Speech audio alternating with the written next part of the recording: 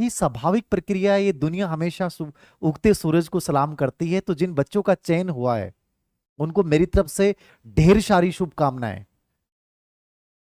वो बधाई के पात्र हैं और उनको उज्जवल भविष्य की कामना कि वो लाइफ में बहुत उन्नति पे जाएं, यहां तक रुकना नहीं है।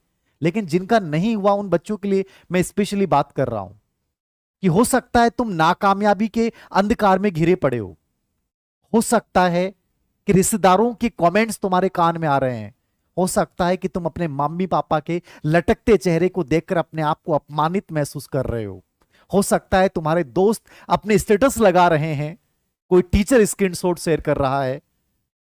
इस ऐसे परिवेश में वो बच्चा अपने आप को अपराध बोध से ग्रसित मान लेता है कि मेरा स्टेटस धीर सर ने क्यों नहीं लगाया, आज धीर सर के मोबाइल में मेरा नंबर क्यों सेव नहीं हो पाया, अब पता नहीं क्या होगा। हताशा, डर, निराशा के भाव पैदा हो रहे होंगे। ऐसा लग रहा होगा कि सब चीजें छोड़ दें। मैं फिर कहूंगा कि ये जीवन का एक ऐसा निर्णायक मोड़ होता है जब आपको लगता है कि बस थक चुका हूं। उस समय मैं कहूंगा, मेरी आवाज को सुनिएगा, कि तुम्हें यह कहना है कि नहीं, क्योंकि यदि तुम थक के हार के बैठ गए तो उन लोगों की वो सब बातें सच हो जाएंगी जो तुम्हारे वजूद के ऊपर प्रश्न चिन्ह लगाया गया है। मेरे से अधिकतर बच्चे मोटिवेट कौन होते हैं? जो हालात से घिरे हुए हैं, जो असफल हुए हैं। मैंने तो ऐसे लोगों की जिंदगी को ज्यादा बदला है और मैंने काम बहुत नजदीक से देखा है, असफलता से सफलता को छूते हुए भी देखा है। और बहुत सारे ऐसे बच्चों को भी गिरते हुए देखा जो बहुत इंटेलिजेंट थे लेकिन नहीं सिलेक्ट हो पाए। इंटेलिजेंस की कोई गारंटी नहीं है कि आप इंटेलिजेंट है और आप टीचर बन जाओगे, कोई गारंटी नहीं, याद रखना। आपकी उम्र बहुत ज्यादा, आपका आईक्यू लेवल बहुत ज्यादा है, कोई गारंटी नहीं, याद रखना। याद रखना सबसे इंपॉर्टेंट चीज है कि जब ऐसा समय आए, ऐसा मोड़ आए, उस समय फिर से खड़े हो जाना।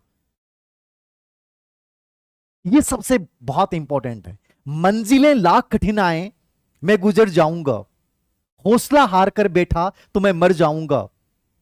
लाख अंधेरा रोके मुझे, मेरी मंजिल पर जाने से पहले मैं उसको चीर कर लोगों के दिलों में उतर जाऊंगा। ये जज्बा मैं चाहता हूं कि मेरे स्टूडेंट्स में होना चाहिए। मुझे स्क्रीनशॉट शेयर करने की आवश्यकता नहीं है यूट्यूब पे कहीं भी, क्योंकि बहुत सारे बच्चे हैं, हजारों बच्चे हैं। मैं यही कहूंगा कि जो बच्चा सेलेक्ट हुआ है वो आज एक उस बच्चे से बात करेगा जो उसका रूममेट था, जो नहीं आ पाया प्रोविजनल में, वो उससे बात करेगा। ये बहुत कठिन दौर होता है, मैंने खुद देखा है, याद रखना। इस समय एक इंसान आपकी जिंदगी में ऐसा होना चाहिए जो आपको ये कहे कि हाँ कोई बात नहीं है, असफल हुए तो क्या, फिर से एक नया इतिहास रचेंगे।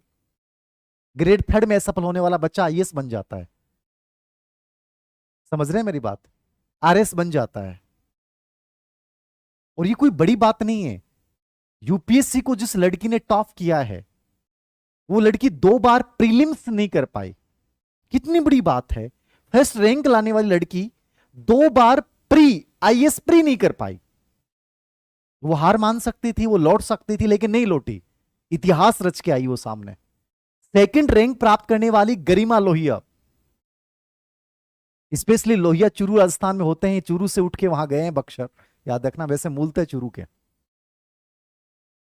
उसका आईएएस प्री नहीं हुआ, चैलेंज लिया, घर पे बैठकर सेल्फ स्टडी करने वाली, सेकंड रैंक आईएएस में लाने वाली गरिमा, कंप्लीट सेल्फ स्टडी। आप लोग कई बार कहते हैं ना कि धीर सर सब लोग कोर्स बेचने में लगे हैं, किताब का प्रचार करने में। अरे आप इन चीजों से ऊपर उठ के यदि खुद के साथ जिस दिन बात करोगे ना, आपको किसी की जरूरत नहीं है।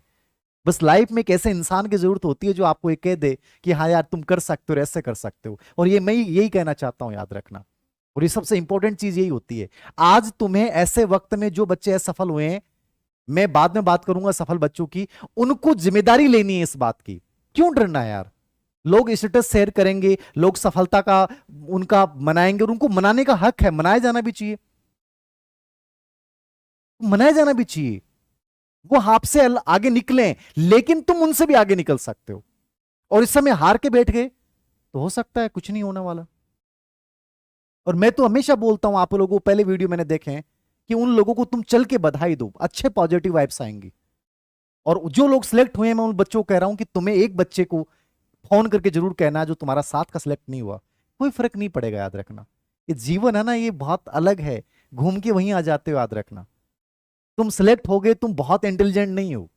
जो सिलेक्ट नहीं हुआ वो कमजोर नहीं है, कुछ परिस्थितियां थी, कॉन्फिडेंस लेवल था सही, कार्य योजना नहीं थी, प्लानिंग नहीं थी, कुछ पर्सन इधर उधर हो गए और आप बाहर हो जाते हैं और कुछ बच्चे सिलेक्ट हो जाते हैं। गेम यही होता है, याद रखना। ये जो थीम आप देख रहे हैं ना, ये मैं विफल हो गया तो क्या हुआ, ये जो बच्चा है, अब मैं आपको यही दिखाना चाह रहा हूं, तुम इस पोजीशन में आके रो सकते हो। ये मुरझाता हुआ पौधा है, याद रखना। और यहीं तुम आ सकते हो कि लेकिन क्या होगा अगर ये काम करता तो। क्यों? विफल तो हुआ हूं यार, जिंदगी थोड़ी खत्म हुई है, खड़ा होना है, उत्साह के साथ खड़ा होना है। ये सिचुएशन मैं चाहता हूं कि आप में से हर एक बच्चा अपने अंदर लेके आए और ला सकते हो, याद रखना आप।